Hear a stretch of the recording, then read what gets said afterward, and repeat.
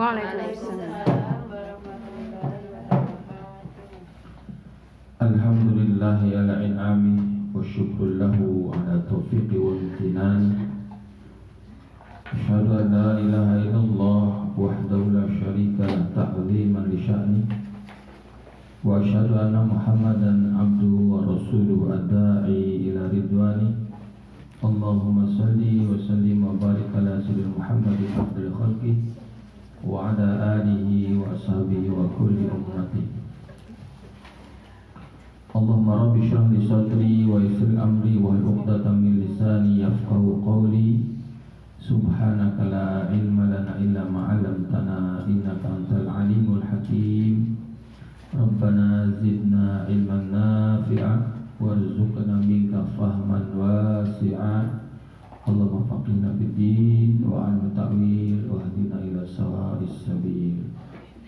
Nawaitu ta'allum wa ta'lim wa tadhakkur wa tadhkir wa naf'a wal intifa'a wal ifadah wal istifadah wal hatta ala tamassuki bi kitabillahi wa sunnati rasulih wa dilalata ila al khair wa du'a al huda ibtigha'a wajhillahi wa ridha wa qurbih. Hadratul muhtaramun, para jamaah sekalian, ibu-ibu yang dirahmati Allah Subhanahu wa taala. Mari kita awali majlis kita ini dengan mengucapkan syukur alhamdulillah kepada Allah Subhanahu wa taala. Dalam kesempatan ini Allah Subhanahu wa taala masih memudahkan kita, memberikan kesempatan untuk sama-sama menunaikan kewajiban kita sebagai hamba Allah, yaitu fardhatun ala kulli muslimin muslimat talibul ilm. Mudah-mudahan kehadiran kita, langkah kaki kita menjadi sebab Allah Subhanahu wa taala ridho kepada kita. Salat dan salam mari senantiasa kita haturkan dan kita persembahkan teruntuk Nabi Agung Nabi Muhammad sallallahu alaihi wasallam beserta keluarga beliau, para sahabat dan kepada seluruh umatnya yaumil qiyamah.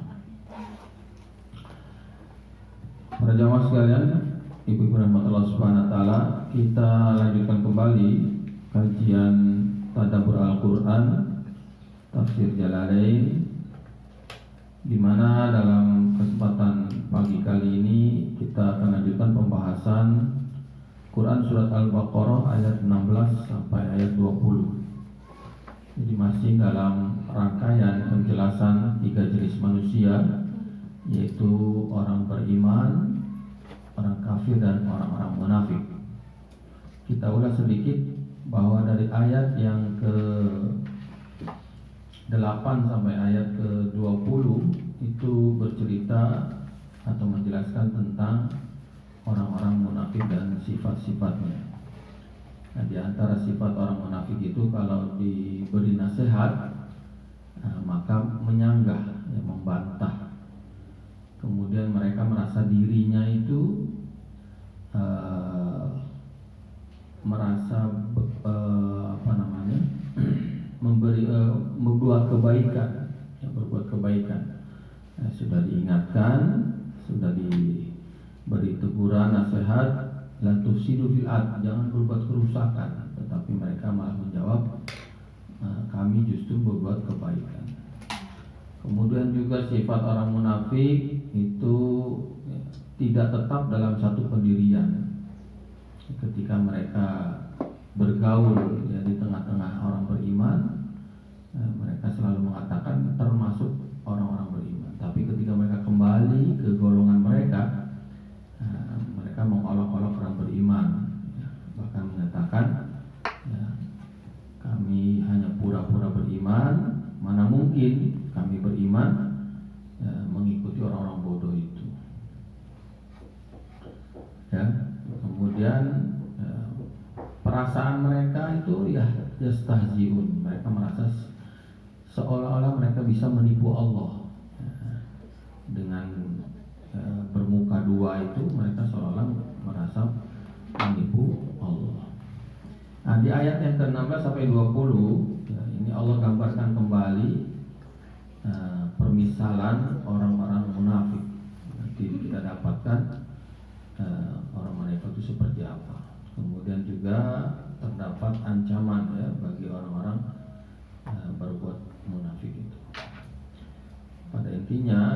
ayat ke-8 sampai ayat ke-20 itu mengingatkan kita bagaimana bahayanya yang namanya nifaq, bahayanya sebuah kemunafikan. Ya. Katakanlah pemahaman kita bahwa kemunafikan itu adalah kepura-puraan. Zohirnya Islam, tapi hatinya justru bertentangan dengan Islam. Itu namanya kepura-puraan, bisa disebut dengan munafik. Di ayat yang ke-16 kita bacakan terlebih dahulu, ayat 16 sampai ayat 20. Bismillahirrahmanirrahim. Ulaika alladzina ishtaraw ad-dalalata bil huda fama rabihat tijaratuhum wa ma kanu muhtadin. Mathaluhum kamathalil ladzi istawqada nara falamma adaa'at ma hawlahu dhahaballahu binurihim wa tarakahum fi dhulumatin la yubsirun summun bukmun umyun fahum la yarji'un aw kasayyibin minas samaa'i fi dhulumatin wa ra'dun wa barq yaj'aluna asabi'ahum fi آذانهم من الصواعق حذر الموت والله محيط بالكافرين يكاد البرق يخطف أبصارهم كلما أضاء لهم مشوا فيه وإذا أظلم عليهم قاموا ولو شاء الله لذهب بسمعهم وأبصارهم إن الله على كل شيء قدير. Di ayat yang ke-16 ya, ada lafaz ulaika. Di situ ada wawunya. Kemudian sebelum wawu ada huruf yang berharokat dhammah. Namun seharusnya secara hukum tajwid ini adalah bentuk bacaan mad tabi'i. Tetapi ya, secara simai itu dapat bahasa Arab yang memang terdengar dari orang Arab seperti itu. Ya, maka ini tidak dipraktekkan hukum tajwidnya. Jadi tidak dibaca ulaika, jadi langsung ulai. Walaupun di situ ada waw yang bersukun sebelumnya didahului oleh huruf yang berharakat dhammah. Secara tajwid. Kita artikan perlafadznya ulaika itu artinya merekalah. Alladzina orang-orang ishtarau. Ishtarau ini artinya membeli. Ad-dolalata kesesatan, dolalun, dolalah itu artinya sesat. Bil huda dengan petunjuk. Merekalah orang-orang yang membeli kesesatan dengan petunjuk. Fama robihat maka tidaklah beruntung. Robihatnya untung. Fama itu artinya tidak. Fama maka tidaklah robihat beruntung. Tijaratuhum perdagangan mereka, humnya itu mereka isim dhamir. Tijarah ini perdagangan, tijaratuhum perdagangan mereka.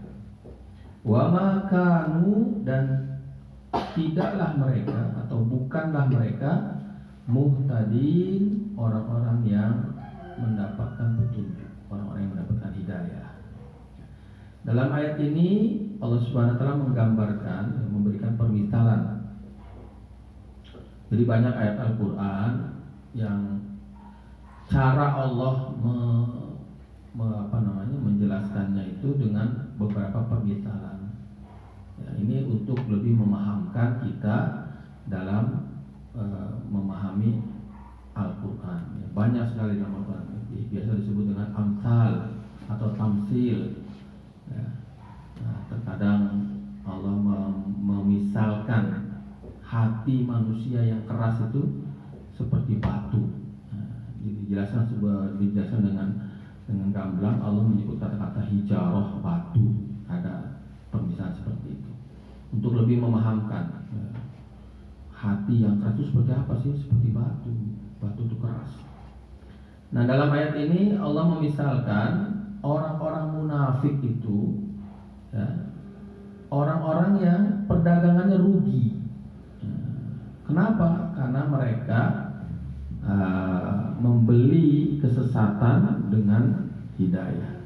Awalnya mereka sudah dapat hidayah, ya, awalnya mereka sudah dapat hidayah, tetapi karena kesombongan hatinya, karena kecongkakannya, justru hidayah itu mereka tukar dengan kesesatan. Maka dalam tafsir Jalalain di sini, ishtarau itu istabdaluha bihi, ditukar, ya, petunjuk itu hidayah dari Allah ditukar dengan kesesatan.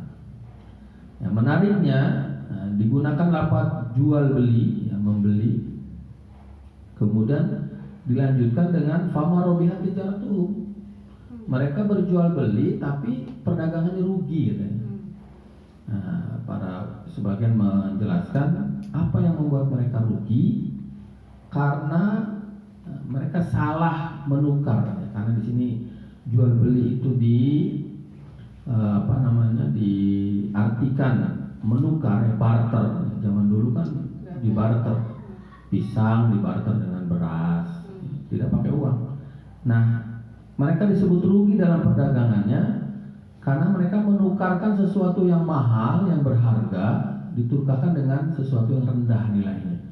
Ya, hidayah yang sudah diberikan oleh Allah, ya, mereka tukar dengan kesesatan. Ya, maka Allah sebut orang yang rugi. Ya, mereka memang berdagang, tetapi perdagangan yang rugi.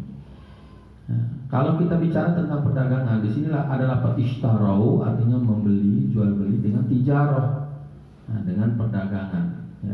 Kalau perdagangan ini secara umum ada segala sesuatu yang bentuknya tukar menukar bisa dikategorikan tijarah. Ya. Tetapi secara khusus, kalau Allah menggunakan apa tijarah untuk mengungkapkan kerugian, ya. Kenapa tidak jual beli mereka yang rugi, ya. Tapi kenapa Allah menggunakan kata tijarah? Nah, ini menarik untuk dibahas maknanya, ya.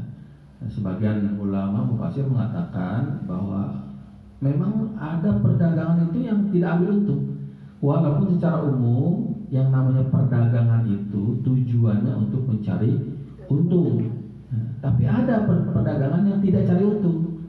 Nah, misalnya itu kalau bahan pokok lagi mahal, ya, kan pemerintah menggelar operasi pasar. Ya, itu kan tujuannya nggak nyari untung, ya, hanya memudahkan masyarakat untuk mendapatkan bahan pokok yang murah.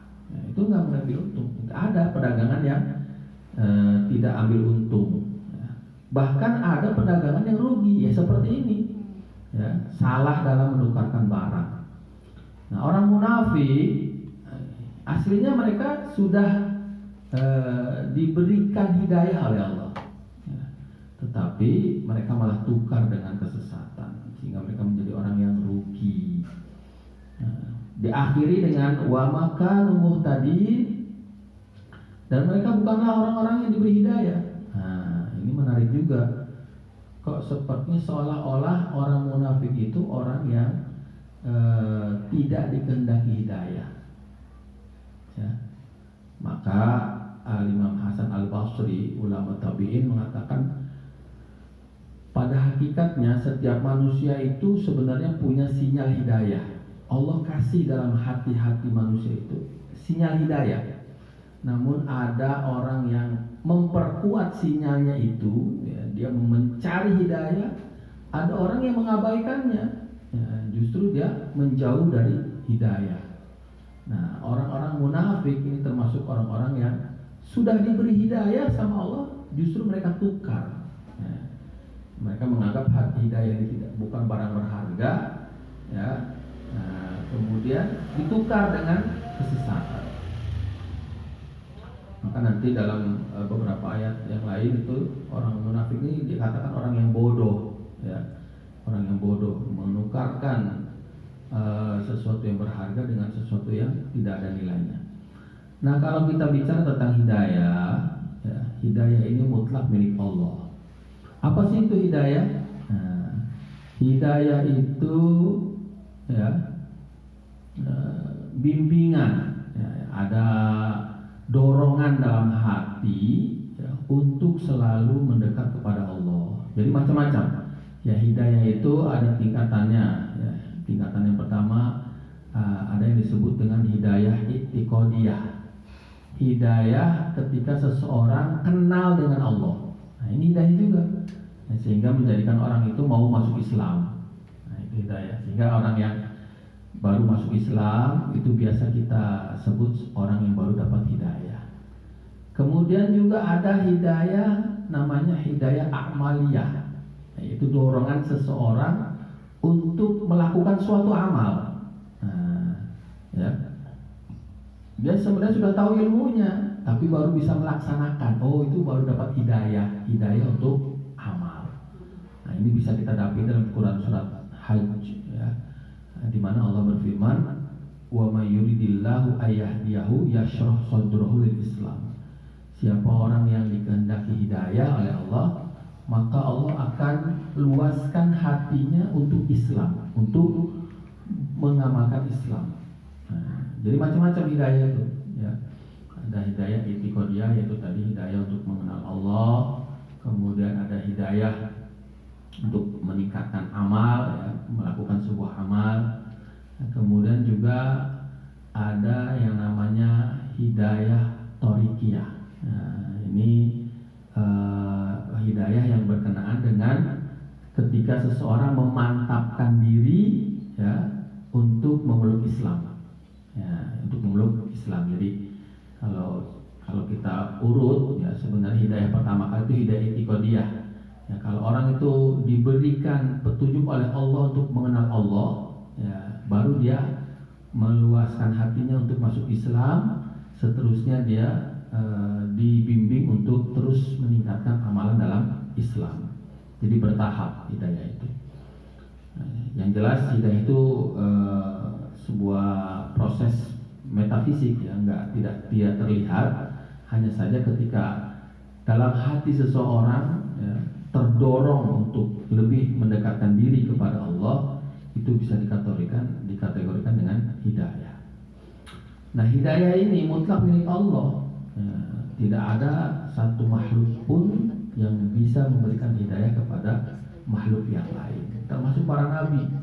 Ya, para nabi itu nggak bisa memberikan hidayah kepada orang lain.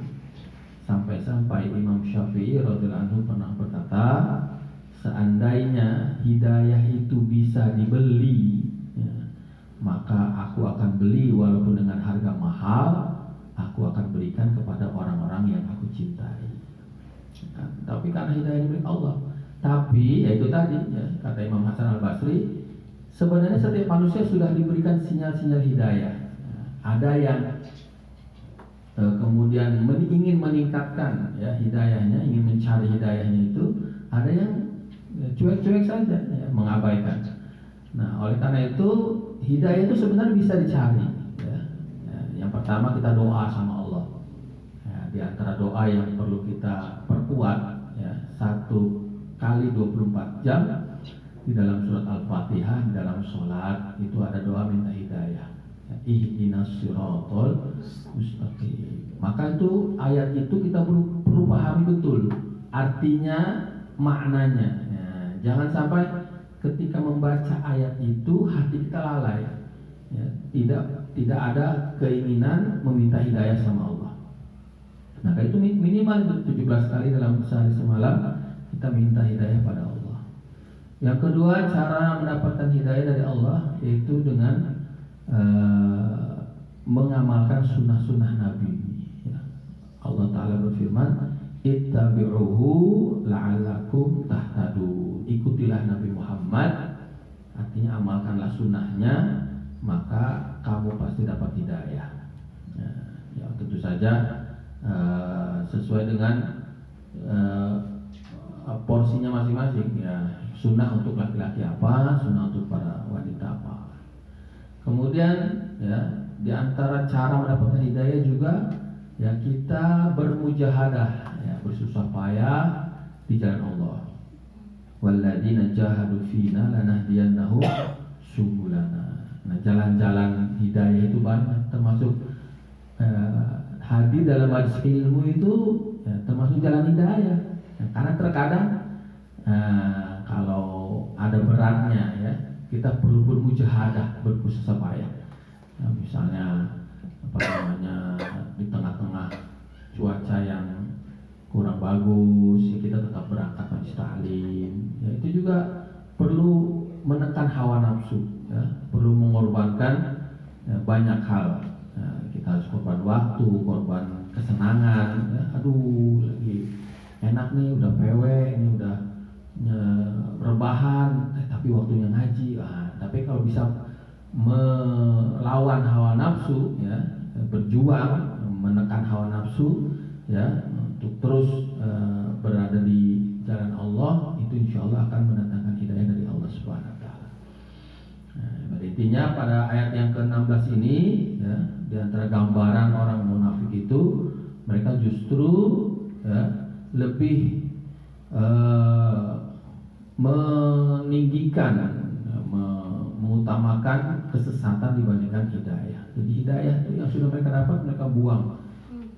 Nah, ini sayang-sayang. Nah, ini jangan sampai terjadi pada diri kita. Kemudian di ayat yang ke-17 ya, Allah Subhanahu wa taala masih memberikan permisalan mataluhum, perumpamaan mereka kama talil ladzi, seperti orang yang ya, kama talil ladzi, seperti orang yang istauqada, yang menyalakan ya, menyalakan naron, api. Falamma adaat, maka ketika api itu menyinari, menerangi keadaan haulahu, sekitarnya, zahaba, maka Allah menghilangkan, zahaba, maka menghilangkan Allah binurihim, cahaya mereka, wa tarakahum, dan membiarkan mereka fi dzulumatin, di dalam kegelapan, la yubsirun, mereka, sehingga mereka tidak melihat. Nah, ini cantik sekali ini gambaran Allah Subhanahu Wa Taala tentang orang-orang munafik. Ya, jadi orang munafik itu ini dimisalkan seperti lilin ya. Ada ulama mengatakan seperti lilin ya, dia membakar dirinya untuk menerangi sekitar. Tetapi lama-kelamaan cahayanya semakin berkurang, bahkan sampai habis, lilinnya tidak tersisa, cahayanya pun hilang. Nah, jadi dari ayat ini ya, Allah memisalkan hidayah itu seperti cahaya. Ya, aslinya itu bisa menerangi sekitar. Ya, dengan hidayah itu seseorang bisa mengerti mana yang hak, mana yang batil, mana yang baik, mana yang buruk, mana yang halal, mana yang haram. Ya, sudah dikasih cahaya sama Allah. Ya, ya. Dengan cahaya itu kan banyak hal bisa kita manfaatkan, banyak manfaat yang bisa kita raih, yang kita bisa dapatkan. Tapi justru cahaya itu malah dibiarkan, dibiarkan sampai hilang, sehingga malah cahaya tersebut ya, tidak lagi bisa menerangi keadaan sekitar, yang kembali sesat. Ya, sehingga kalau sudah gelap, ya, tidak bisa melihat apa-apa. Ya, tidak bisa membedakan mana tali, mana ular, mana yang baik, mana yang buruk. Ya. Dan ini Allah biarkan dari situ. Ya, ngeri sekali. Wa tarakahum fi dzulumatin. Ya, keadaan orang munafik itu Allah biarkan. Nah, kok Allah begitu? Apakah itu Allah tidak menzalimi makhluknya? Bukan.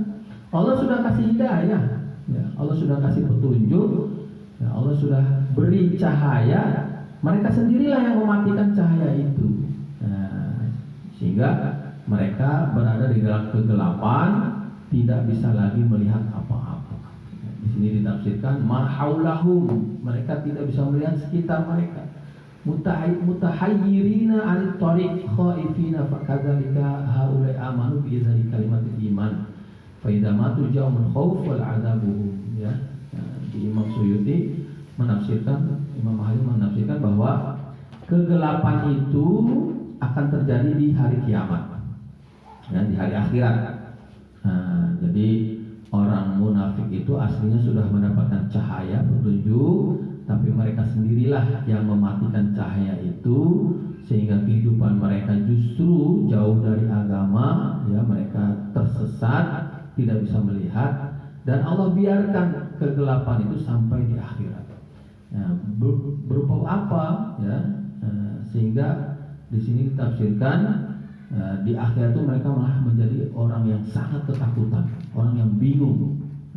Itu akibat atau balasan bagi orang-orang munafik. Di ayat yang ke-18, ya, Allah masih memberikan pemisalan summun bukumun umyun fahum la yarji'un. Ya, mereka tuli, pertama tuli, ya, anil haq, dari kebenaran, fala yasma'unahu sima'a qabulin. Ya, ada nasihat-nasihat itu datang, ya. Wejangan-wejangan, ya, petunjuk-petunjuk itu ada, tapi mereka nggak mau dengar. Ya, nah ini menarik, ya. Di ayat ini Allah pertama kali menggunakan kalimat sumun, tuli, kemudian bukumun, ya, itu artinya bisu, umyun artinya buta. Mengapa urutannya demikian? Ini pun ada rahasianya, ya. Kenapa urutannya tuli dulu, baru kemudian bisu, baru buta? Ya. Karena secara fitrah manusia ketika lahir, ya, itu yang Allah buka pertama kali adalah pendengar. Ya, itu secara medis begitu. Walaupun matanya itu sudah terbuka, ya, matanya itu sudah terbuka, bayi itu yang baru lahir, tapi Allah belum kasih penglihatan. Sehingga respon bayi itu, ya, pertama kali adalah melalui pendengaran. Dengan keadaan sekeliling itu dengan pendengaran. Makanya disunahkan bayi lahir itu diazankan telinga kanan, diikomahi telinga kiri. Karena respon pertama seorang bayi itu ketika lahir, ya, pendengaran. Yang Allah buka itu pendengaran. Bukan tidak punya kuping, ya. Ya, yang Allah buka itu pendengaran dulu, ya, kemudian baru penglihatan. Bukan nggak punya mata, bukan, sudah dikasih mata, tapi belum Allah kasih penglihatan, ya, karena mata dengan penglihatan itu, ya, dua hal yang berbeda, ya. Mata itu ciptaan Allah, ya. Penglihatan itu sifat mata yang Allah berikan kepada mata. Nggak semua mata bisa melihat. Buktinya orang buta itu, ya, nggak bisa melihat. Bukan nggak punya mata, matanya ada, tapi Allah nggak kasih penglihatan. Baru setelah itu Allah kasih kemampuan berbicara, ya. Nah ini Allah ingin kembali mengingatkan fitrah manusia itu, ya. Fitrah manusia itu diawali dengan pendengaran, kemudian berbicara dan penglihatan. Nah ini bukan pendengaran secara zohir, secara fisik, ya, tetapi ini adalah tuli hati, ya, buta hati, ya, itulah yang menyebabkan mereka menjadi orang munafik. Nah ini tiga saluran ini, ya, telinga, pendengaran, kemudian berbicara, ya, kemudian mata, penglihatan, ini jangan sampai kita tutup dari kebenaran. Nah, ini awal mula pintu masuknya sifat munafik.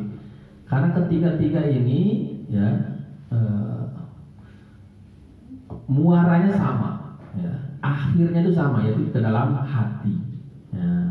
Kita nih kalau telinga kita, pendengaran kita tutup dari kebenaran, ya, maka yang masuk ke dalam hati kita ini sebaliknya, ya, bertentangan dengan kebenaran. Ya, kalau kita ini melihat bukan kepada kebenaran, ya, melihat pada yang salah, maka itulah yang masuk ke dalam hati kita. Ya, kalau kita biasakan mengucapkan ya bukan kebenaran, ya, sebaliknya yang masuk ke dalam hati kita adalah hal-hal yang buruk. Nah, ini pintu masuk ya, ini pintu masuk sifat munafik ya, ke dalam hati ya, diawali dengan tidak mau mendengar kebenaran, tuli ya, kemudian tidak mau mengucapkan kebenaran dan tidak mau melihat kebenaran. Fahum la yarjiun. Allah menegaskan lagi ya, karena mereka mematikan cahaya hidayah ya, mereka tidak mau mendengarkan kebenaran, tidak mau mengucapkan kebenaran, tidak mau melihat kebenaran. Fahum la yarjiun, mereka tidak akan kembali lagi.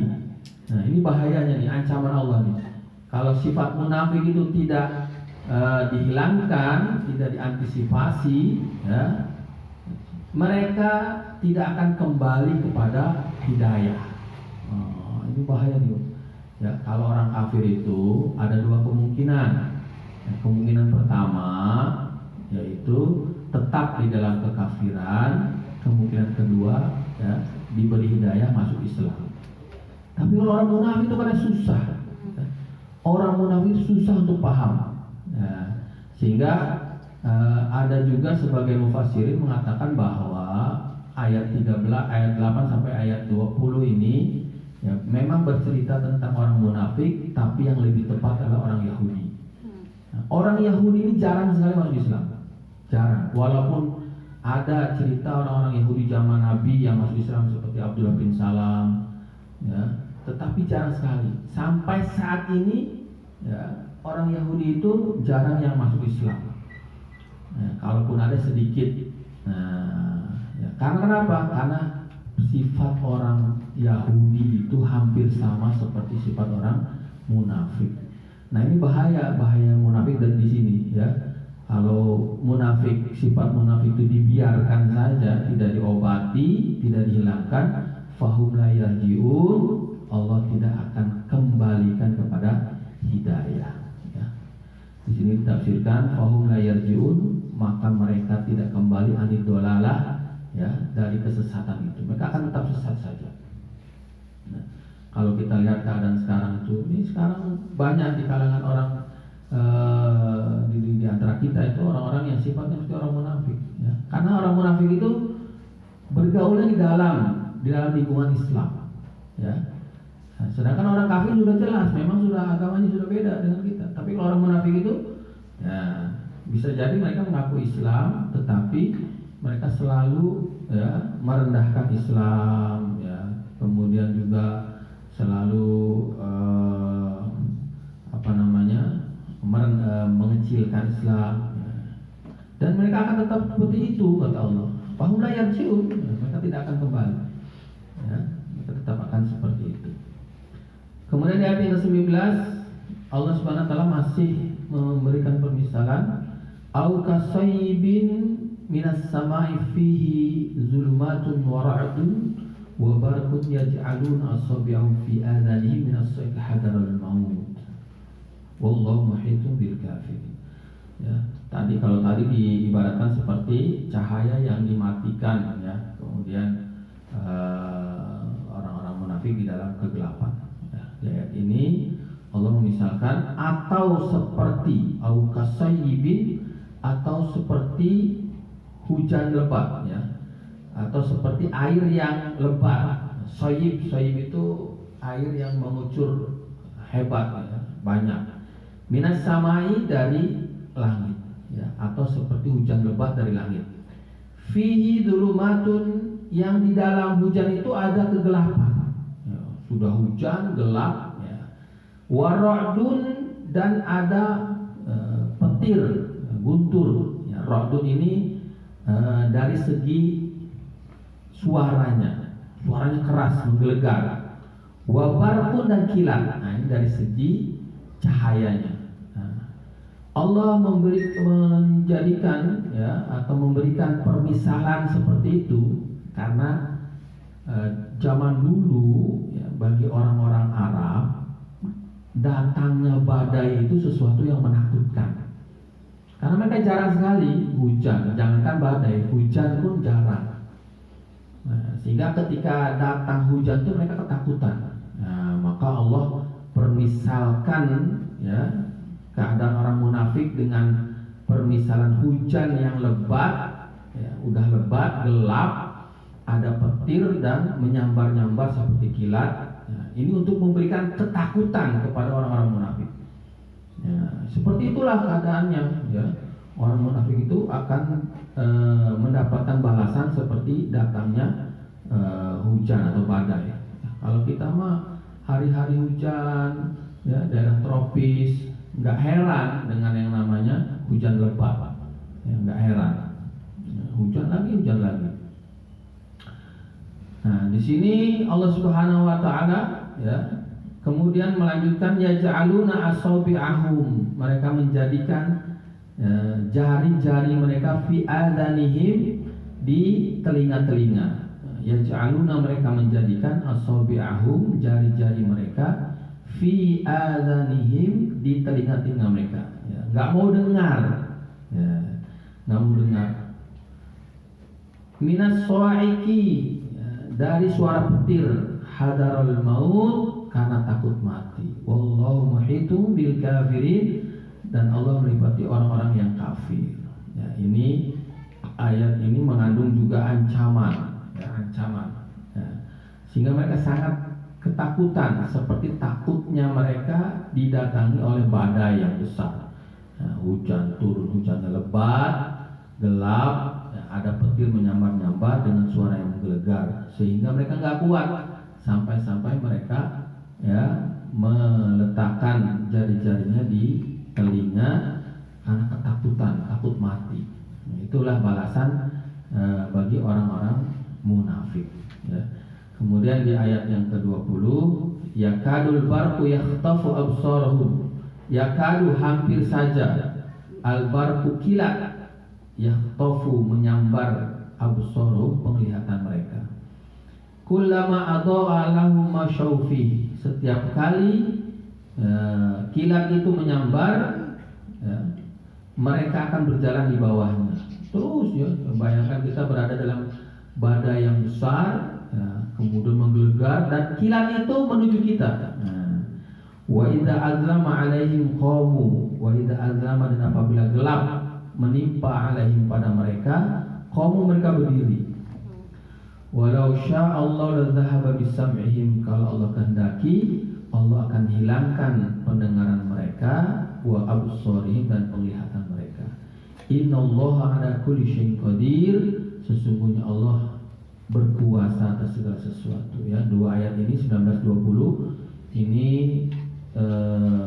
bagian daripada ancaman Allah, ya, tentang balasan bagi orang-orang yang munafik. Ya, mereka akan sangat ketakutan. Ya.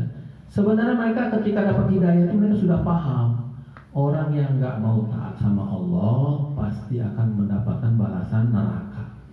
Nah, tapi mereka memang dengan kesombongan hatinya, ya, dengan iri dengkinya, sehingga mereka, ya, hidayah yang sudah mereka dapatkan itu, ya, mereka buang. Nah, sehingga ketika mereka tersadar, wah iya sudah salah, ya, mereka justru datang diliputi dengan ketakutan. Nah, terbayang-bayang. Ya, dulu pernah tahu bahwa ancaman orang yang tidak mau taat kepada Allah, ya, akan mendapatkan balasan yang pedih, sehingga mereka merasa ancaman itu betul-betul nyata. Nah, sehingga dimisalkan seperti orang yang berada dalam satu badai yang besar, ya, kemudian diselimuti oleh petir yang menyambar-nyambar dan menyala-nyala dan kilat menyala-nyala. Nah, itu sebagian mufassirin mengatakan bahwa seperti Imam Fahru Razi di dalam kitab Miftahul Ghaib, Mafatihul Ghaib, ya, ini akan terjadi sebelum datangnya kematian. Ya, di dunia itu Allah akan kasih balasan, ya, kepada orang munafik, hatinya tersiksa, hatinya nggak tenang, ya. Maka ini menjadi peringatan bagi kita. Jangan sekali-kali atau jangan sampai di hati kita itu ada sifat-sifat munafik, ya, karena balasannya jelas, Nah, ayat yang ke-20 ya ini mengakhiri penjelasan mengenai sifat-sifat orang munafik. Ya, intisarinya dari ayat 1 sampai 20 ya. Ayat 1 sampai 5 ini menjelaskan sifat orang muttaqin. Ayat 6 ayat 7 tentang orang-orang kafir. Ayat 8 sampai ayat 20 mengenai orang munafik. Porsinya pembahasan orang munafik lebih besar daripada dua golongan manusia yang lain, menunjukkan bahwa ya, sifat munafik jauh lebih berbahaya ya, dibandingkan orang kafir, dan orang munafik itu lebih banyak dibandingkan orang kafir ya, karena dan bahkan sampai menyusup ya di kalangan orang-orang Islam. Maka yang harus diantisipasi, harus diwaspadai ya, itu adalah orang-orang munafik dibandingkan orang kafir. Nah, demikian kajian kita pada pagi hari ini ya, menjelaskan tentang 3 golongan manusia, dan ini pasti ada di setiap zaman, di setiap waktu itu pasti ada 3 golongan ini: orang mukmin, orang kafir, dan orang munafik. Nah, yang perlu kita antisipasi jangan sampai kita termasuk golongan orang munafik. Demikian kajian kita pada pagi hari ini ya, mudah-mudahan manfaat, bisa menambah wawasan kita tentang isi kandungan Al-Quran. Sebelum kita akhiri, mungkin ada yang ingin bertanya, dipersilahkan. Ustaz, mau nanya.